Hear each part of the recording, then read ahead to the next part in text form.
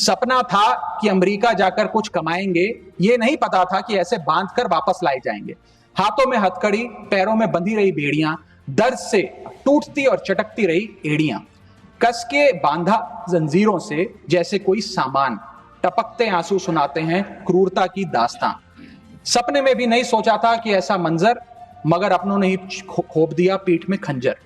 क्या बीती होगी उन पर, ये वो ही जानेंगे, उनके जख्मों को विदेश मंत्री नहीं पहचानेंगे। हर चेहरे पर लिखी है क्रूरता की कहानी, हर चेहरे पर लिखी है क्रूरता की कहानी। गुनाह सिर्फ इतना कि वो है हिंदुस्तानी। सर, मिडिल क्लास इस देश का सबसे देशभक्त क्लास है, जो सबसे ज्यादा टैक्स देता है।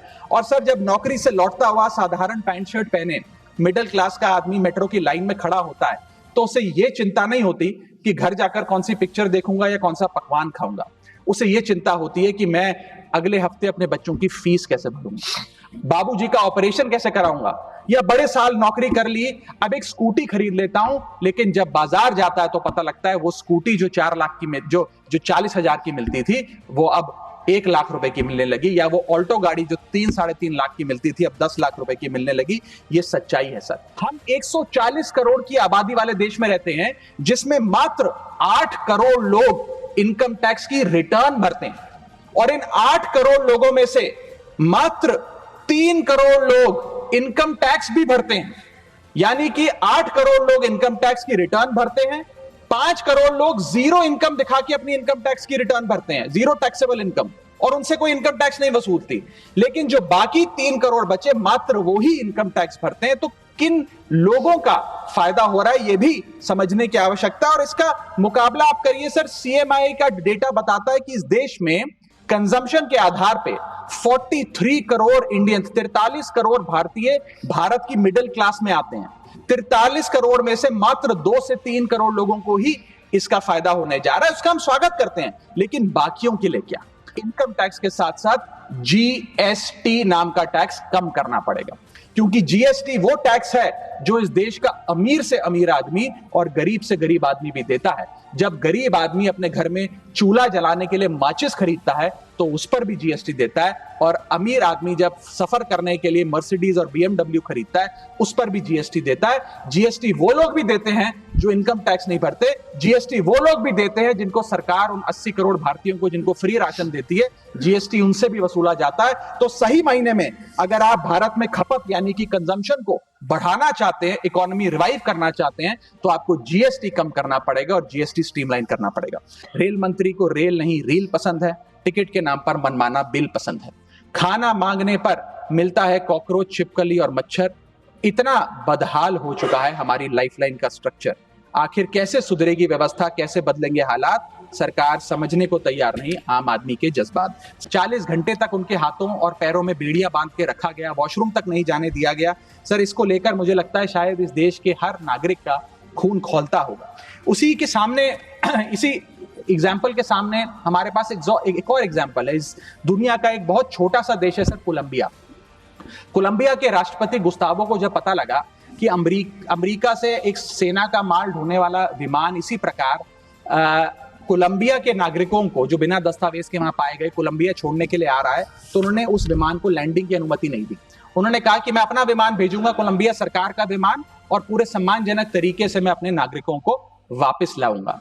सर, वास्तव में कोलंबिया जो डटकर अमेरिका के सामने खड़ा हो गया, वो असल विश्व गुरु बना इस महीने में तो। और मैं मिनिस्टर ऑफ एक्सटर्नल अफेयर्स से भी पूछना चाहूंगा सर कि वो खुद क्यों नहीं गए इन नागरिकों को, हमारे भाइयों बहनों को रिसीव करने।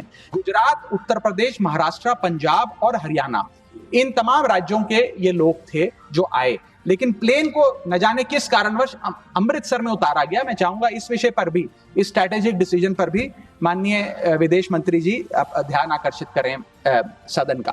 अमेरिका कहता है ईरान से कम तेल खरीदो, हम कम तेल खरीदते हैं। अमेरिका कहता है मुझसे वेपन्स खरीदो, हम डिफेंस हेलीकॉप्टर्स उनसे खरीदते हैं। अमेरिका कहता है फलाना फलाने देश पे मैंने सैंक्शन लगा दिया, इस पे रिस्ट्रिक्शंस लगा दी, इससे आप अपना व्यापार बंद कर दो, हम व्यापार बंद कर देते हैं। अमेरिका कहता है रशिया से डिफेंस एयर सिस्टम ना खरीदो, हम उसे निलंबित कर देते हैं। लेकिन उसकी इन सारी चीजों को मानने और एक वफादार दोस्त होने के नाते हमने ये चीजें मानी भी, उसके बदले भारत को मिलता क्या है सर? सबसे पहले तो सर आपका धन्यवाद कि आपने यूनियन बजट 2025-26 पर आम आदमी पार्टी की ओर से मुझे बात रखने का मौका दिया। सर, इस बजट को सरकार ने मिडिल क्लास का बजट कहकर बताया और कहा कि ये मिडिल क्लास की सारी समस्याओं का हल है इस बजट में। तो सबसे पहले सर मैं मिडिल क्लास की चर्चा करना चाहूंगा, उसके बाद अपने भाषण के अन्य भागों पे जाता जाऊंगा। सर, पहली बात तो यह है कि सरकारें मिडिल क्लास को एक आत्मा रहित कंकाल समझती हैं जिसकी हड्डियों पे चढ़ के $5 ट्रिलियन इकोनॉमी बनाना चाहती हैं। सर, इस देश का मिडिल क्लास कमर तोड़ मेहनत करता है, लेकिन इस मेहनत के बावजूद मिडिल क्लास गरीब हो रहा है, अमीर नहीं हो रहा। गरीबों के लिए तो अक्सर सब्सिडीज और स्कीम्स लाई जाती हैं जो कि लानी भी चाहिए। अमीरों के लिए production linked incentives, rebate, tax incentives, न जाने क्या क्या लाया जाता है, लेकिन इस देश के मिडिल क्लास को कुछ हासिल नहीं होता। ऐसा लगता है कि सरकारें समझती हैं कि देश के मिडिल क्लास के ना सपने हैं ना अरमान है, लेकिन वो सोने का अंडा देने वाली वो मुर्गी है जिसकी गर्दन जब चाहे मरोड़ के टैक्स वसूल लिया जाए। इसी के चलते सर मैं कहना चाहता हूं कि इस देश में मांग यानी कि डिमांड इसलिए गिर रही है क्योंकि इस देश का मिडिल क्लास सिकुड़ रहा है। तमाम आंकड़े एफएमसीजी सेक्टर से लेके गाड़ी बेचने वाली कंपनियों के सेल्स के आप उठाकर देखेंगे तो वो आपको यही बताएंगे कि इस देश का मिडिल क्लास खर्च नहीं कर रहा, और खर्च इसलिए नहीं कर रहा क्योंकि उसकी जेब में आमदनी ही नहीं है। मिडिल क्लास खाली सेंसस के लिए नहीं है सर, उसके भी अपने अरमान हैं, उसके अपने सपने हैं। 1989 में यूनाइटेड स्टेट्स ऑफ अमेरिका में एक पिक्चर बनी थी जिसका नाम था Honey I shrunk the kids. मुझे लगता है भारत देश में वर्ष 2025 में पिक्चर बननी चाहिए, honey I shrunk India's middle class. Sir, मैं आपको साफ तौर पे बताना चाहता हूं कि मिडिल क्लास टैक्स उससे वसूला जाता है जैसे उससे किसी अधिकार से हम टैक्स ले रहे हैं और सुविधा उसको एहसान मुताबिक दी जाती है। सर, नेस्ले इंडिया के अभी आंकड़े आए जो इस देश की सबसे बड़ी एफएमसीजी कंपनियों में आता है। उस आंकड़ों में यह पता लगा कि 8 वित्तीय वर्षों में इस वर्ष सबसे कम ग्रोथ उन्होंने दर्ज कराई है। और जब नेस्ले इंडिया के चेयरमैन से यह बात पूछी गई कि क्यों आप अपनी लोएस्ट ग्रोथ पर आ गए, तो नेस्ले इंडिया के चेयरमैन ने कहा कि भारत का मिडिल क्लास खरीद नहीं रहा, भारत का मिडिल क्लास सिकुड़ रहा है। मैं महंगी गाड़ी और महंगे मकानों की बात नहीं कर रहा सर, लेकिन सस्ती गाड़ी और सस्ते मकान जो मिडिल क्लास खरीदता है उनकी डिमांड घटती जा रही है, उसकी प्रोडक्शन घटती जा रही है, जिसका सीधा इंपैक्ट हमारी इकोनॉमी पर है। काफी चर्चा हुई सर सरकार द्वारा कि हम मिडिल क्लास के लिए 12 लाख की टैक्स रियायत लेकर आए।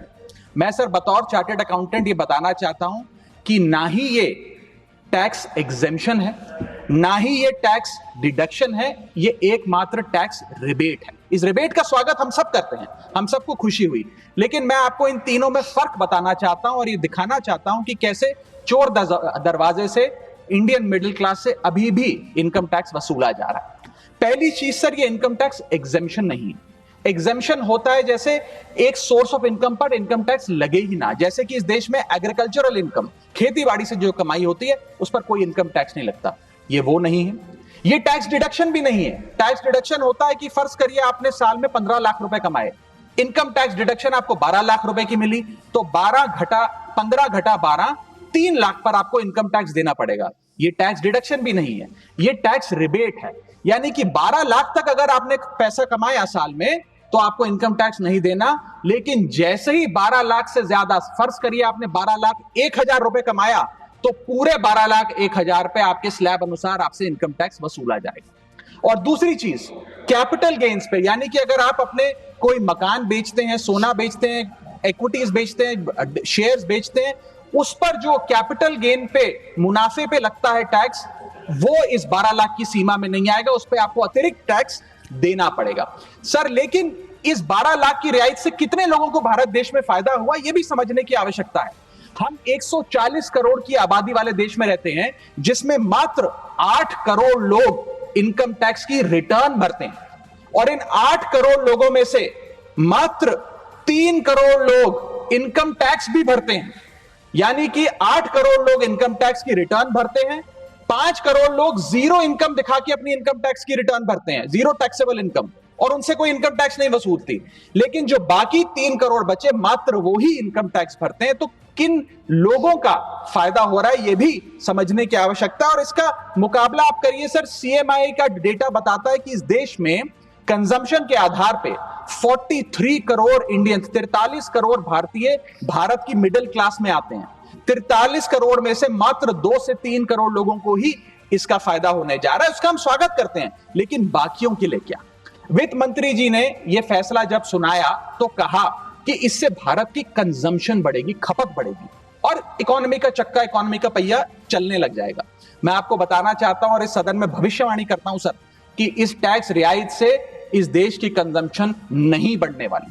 अगर आप वास्तव में इस देश की खपत यानी कि कंजम्पशन बढ़ाना चाहते हैं तो आपको इनकम टैक्स के साथ साथ जीएसटी नाम का टैक्स कम करना पड़ेगा, क्योंकि जीएसटी वो टैक्स है जो इस देश का अमीर से अमीर आदमी और गरीब से गरीब आदमी भी देता है। जब गरीब आदमी अपने घर में चूल्हा जलाने के लिए माचिस खरीदता है तो उस पर भी जीएसटी देता है, और अमीर आदमी जब सफर करने के लिए मर्सिडीज और बीएमडब्ल्यू खरीदता है उस पर भी जीएसटी देता है। जीएसटी वो लोग भी देते हैं जो इनकम टैक्स नहीं भरते, जीएसटी वो लोग भी देते हैं जिनको सरकार उन 80 करोड़ भारतीयों को जिनको फ्री राशन देती है, जीएसटी उनसे भी वसूला जाता है। तो सही मायने में अगर आप भारत में खपत यानी कि कंजम्पशन को बढ़ाना चाहते हैं, इकोनॉमी रिवाइव करना चाहते हैं, तो आपको जीएसटी कम करना पड़ेगा और जीएसटी स्ट्रीमलाइन करना पड़ेगा। सर, मिडिल क्लास इस देश का सबसे देशभक्त क्लास है जो सबसे ज्यादा टैक्स देता है। और सर, जब नौकरी से लौटता हुआ साधारण पैंट शर्ट पहने मिडिल क्लास का आदमी मेट्रो की लाइन में खड़ा होता है तो उसे यह चिंता नहीं होती कि घर जाकर कौन सी पिक्चर देखूंगा या कौन सा पकवान खाऊंगा। उसे यह चिंता होती है कि मैं अगले हफ्ते अपने बच्चों की फीस कैसे भरूंगा, बाबूजी का ऑपरेशन कैसे कराऊंगा, या बड़े साल नौकरी कर ली, अब एक स्कूटी खरीद लेता हूं। लेकिन जब बाजार जाता है तो पता लगता है वो स्कूटी जो 4 लाख की जो 40,000 की मिलती थी वो अब 1 लाख रुपए की मिलने लगी, या वो ऑल्टो गाड़ी जो 3-3.5 लाख की मिलती थी अब 10 लाख रुपए की मिलने लगी। ये सच्चाई है सर, और इसलिए है क्योंकि सर सैलरी बढ़ती नहीं, बचत होती नहीं, सिर्फ और सिर्फ महंगाई बढ़ती है। और सर, मैं ये भी आपको बताना चाहूंगा, रिपोर्ट्स बताती है, इकोनॉमिक सर्वे ऑफ इंडिया बताता है कि सैलरी औसतन मात्र 3% बढ़ी है पिछले वित्तीय वर्ष में, जबकि food inflation 10%, health care inflation 15% और कंज्यूमर प्राइस इन्फ्लेशन और न जाने कितनी इन्फ्लेशन तो इनसे कहीं ज्यादा ऊपर आंकड़ों पर आज मंडरा रही है, लेकिन उसके मुकाबले सैलरी मात्र 3% बढ़ी। सर, देश का मिडिल क्लास एक बहुत बड़े डेट ट्रैप में भी फंसने जा रहा है। मैं ये भी भविष्यवाणी आज करना चाहूंगा, क्योंकि भारत का household debt to GDP ratio आज 40% पे खड़ा हो गया। सरल भाषा में बताऊं तो भारत के मिडिल क्लास परिवार आज रोजमर्रा के जीवन के लिए, अपने डेली एक्सपेंसेस के लिए लोन लेने पर मजबूर हो गए हैं, चाहे वो पर्सनल लोन हो, चाहे वो क्रेडिट कार्ड के जरिए हो, या चाहे वो अन्य प्रकार से फाइनेंशियल इंस्टीट्यूशन से ब्याज पर पैसा लेना हो। यानी कि जो सैलरी 1 तारीख को आती है वो पहले ही आपके रोजमर्रा के जीवन में जो आपने खर्चा करने के लिए ब्याज पर पैसा लिया हुआ है उसके भुगतान में लग जाती है, और इंडिया का मिडिल क्लास एक डेट ट्रैप में फंसता जा रहा है। ये लोन कोई मकान बनाने के लिए या दफ्तर खरीदने के लिए या एसेट क्रिएशन के लिए नहीं है, ये day to day expenses meet करने के लिए, जो भारत के मिडिल क्लास को एक डेट ट्रैप में खड़ा करता जा रहा है। सर, सैलरी तो 7 तारीख को आती है महीने की, लेकिन 1 तारीख को मकान मालिक आ जाता है दरवाजे पे दरवाजा खटखटाने की किराया दो। और सारी उम्र काम करने के बाद एक मिडिल क्लास का आदमी सोचता है कि अंत में रिटायरमेंट के समय एक छोटा सा अपना मकान, जमीन खरीद के मकान बनाऊंगा। जमीन खरीद के मकान बनाना तो छोड़िए सर, आज रियल एस्टेट के प्राइसेस, आपकी अर्निंग्स, मिडिल क्लास की अर्निंग्स के मुकाबले इतने ज्यादा हैं कि रिटायरमेंट 2-3 जन्म काम करने के बाद, रिटायरमेंट लेने के बाद भी शायद वो 2 BHK अपार्टमेंट भी नहीं खरीद पाएगा। इसीलिए मिडिल क्लास आज सरकार को वो गाना सुनाना चाहता है कि सारी उम्र हम मर मर के जी लिए, एक पल तो अब हमें जीने दो। सच्चाई यह है सर कि मिडिल क्लास के घरों में जब कभी शादी का कार्ड आता है तो चिंता हो जाती है कि सगन में कितना पैसा देना पड़ेगा, और साथ ही साथ नया सूट सिलवाना पड़ेगा, ट्रेन का खर्चा हो जाएगा, एटसेट्रा। सर, मिडिल क्लास के साथ साथ मैं दूसरा बड़ा मुद्दा जो आज इस वक्तव्य में आपके सामने पेश करना चाहूंगा सर, वो है रेलवे का।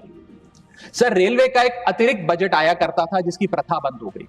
आप इस भारतीय रेल के महत्व इसी चीज से समझ सकते हैं कि उसके लिए एक अतिरिक्त बजट सदन में पेश किया जाता था, क्योंकि अब रेल बजट पेश नहीं होता तो उस पर व्यापक चर्चा भी नहीं होती। लेकिन इस वक्तव्य के माध्यम से मैं रेल बजट से संबंधी कुछ चीजें आपके सामने अवश्य रखना चाहूंगा। इस यूनियन बजट 2025-26 में माननीय वित्त मंत्री जी ने 2 लाख 55,000 करोड़ की फाइनेंशियल एलोकेशन रेलवेज की कैपेक्स के लिए मांगी है। ये 2009 से 2014 के बीच में लगभग 50,000 करोड़ होती थी, जो आज इतने गुना 5 गुना बढ़ के 2.5 लाख करोड़ से ऊपर हो गई है। तो इस पे व्यापक चर्चा अवश्य होनी चाहिए। सर, भारतीय रेल जो भारत की लाइफलाइन कहलाई जाती थी, आज उसकी स्थिति ऐसी है कि अगर मजबूरी ना हो तो शायद कोई यात्री रेल की ओर देखना भी ना चाहे। रेल जनता का रेल जरूर बना रही है, और इसका कारण यह है कि भारतीय रेल को अपनी पीआर, सोशल मीडिया कैंपेन्स और रील्स ज्यादा पसंद है, ना कि रेल की सुविधाओं को कैसे बेहतर करना है वो पसंद है। सर, भारतीय रेल एक समय इस देश के 140 करोड़ आबादी का गौरव और उम्मीद हुआ करती थी, गरीबों का सहारा हुआ करती थी। लेकिन आज मैं बताना चाहता हूं कि भारतीय रेल की वो स्थिति है जो शायद ही पूरे सब कॉन्टिनेंट के तमाम रेलवे से अगर आप कंपेयर करें तो बद से बदतर होती जा रही है। सर, जितनी आबादी ऑस्ट्रेलिया की है, स्विट्जरलैंड की है, डेनमार्क की है, स्वीडन की और अन्य देशों की है, उससे ज्यादा लोग भारतीय रेल में रोज सफर करते हैं। सर, इतना महत्व है भारत की रेलवे का। लेकिन कई बड़ी चिंताएं आज भारत के एक आम रेल यात्री को सता रही हैं, जो मैं चाहूंगा इस बजटरी एलोकेशन के माध्यम से वित्त मंत्री जी और रेल मंत्री जी इसे एड्रेस करें। पहला है सर, घटती रफ्तार और बढ़ता किराया। सर, जहां दुनिया की ट्रैवल की रफ्तार बढ़ रही है, वहीं भारतीय रेल जो हमारी लाइफलाइन है उसकी रफ्तार घट रही है। पहले तो सर शताब्दी और राजधानी की स्पीड कम कर दी गई ताकि वंदे भारत की स्पीड बढ़ा दी जाए और उसको फास्टेस्ट ट्रेन घोषित किया जाए। लेकिन अब जून 2024 की रिपोर्ट बताती है कि वंदे भारत की भी स्पीड को कम कर दिया गया है। बताया जा रहा है कि हमारे रेल ट्रैक्स उतने पर्याप्त नहीं है कि इतनी तेज रफ्तार पे वंदे भारत भाग सके। सर, आज हम विश्व गुरु बनने तो अवश्य चले हैं, लेकिन यह बात जाननी भी जरूरी है कि चीन और जापान की सबसे स्लोएस्ट रफ्तार पे चलने वाली ट्रेन भारत की सबसे फास्टेस्ट रफ्तार पे चलने वाली ट्रेन से कहीं ज्यादा तेज दौड़ती है सर। और अगर रेल धीमी होगी तो देश की इकोनॉमी, देश की अर्थव्यवस्था का चक्का धीमा चलेगा। और किराए की तो सर क्या ही बात करें, जिस वंदे भारत का प्रचार रेल मंत्री जी करते थकते नहीं हैं, आज उस वंदे भारत का किराया इतना है कि गरीब आदमी छोड़िए, आम आदमी भी उसे अफोर्ड नहीं कर पा रहा। सर, वित्तीय वर्ष 2013-14 में एवरेज फेयर पर पैसेंजर पर किलोमीटर 32 पैसे हुआ करता था। 2021-22 वित्तीय वर्ष में ये 107% बढ़ के 66 पैसा हो गया है। सर, इतने रेल के किराए में इजाफा देखा गया है।